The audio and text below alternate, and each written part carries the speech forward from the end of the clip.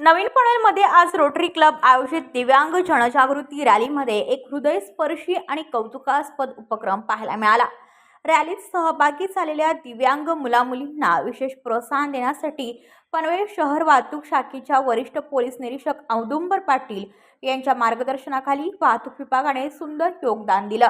Rally आदई सर्कलला पोहोचताच PSI जीवन शिरखाणे, police हवालदार युवराज शेळे, पोलीस हवालदार सतीश चौधरी, पोलीस हवालदार अमीर मुलानी, पोलीस हवालदार संजय पाटील, पोलीस शिपाई बालाजी थिटे या वाहतूक अंमलदारांनी पुढाकार घेत दिव्यांग मुलांना कॅडबरी आणि पाण्याच्या बाटल्या वाटप केल्या।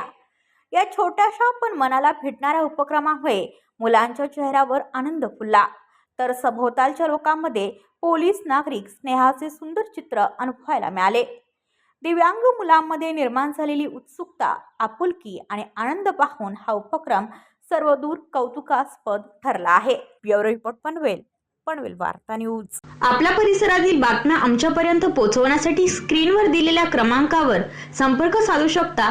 दूरध्वनी क्रमांक 8652414343।